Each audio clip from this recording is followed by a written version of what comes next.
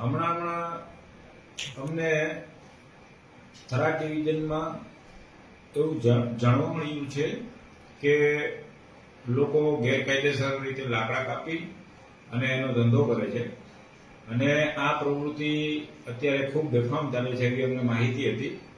એટલે અમે હાલમાં 3-4 કેસ પણ કરેલા છે લાકડાના જે ટ્રેક્ટરો કરેલા હોય છે.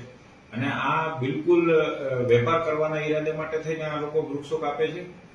ખરેખર વૃક્ષનું જતન કરવું જોઈએ અને વૃક્ષ આપણે એક મોટું વૃક્ષ બનાવતા 20-20 વર્ષનો સમય નીકળી જાય છે.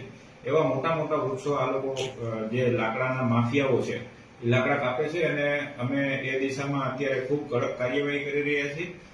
છેલ્લા 10 દિવસમાં અમે 3 થી 4 આવા લાકડા ભરેલા ટ્રેક્ટરો પણ જપ્ત કરેલા છે અને ફોરેસ્ટ ખાતાને અમે રિપોર્ટ પણ કરેલા છે અને ફોરેસ્ટ ખાતા એની ઉપર એક્શન પણ લેશે.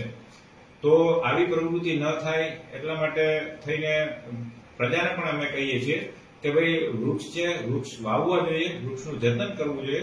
એક વૃક્ષને મોટું થતા 20-20 વર્ષ જેટલો સમય વયો જાય છે. તો આવી રીતે નાના એવા ફાયદા માટે થઈને વૃક્ષનું છેદન ન કરવું જોઈએ અને આવા કોઈ વૃક્ષના માફિયાઓ હોય તો તેની ઉપર કડક કાર્યવાહી થાય એટલા માટે થઈને પોલીસને પણ માહિતી આપવી જોઈએ.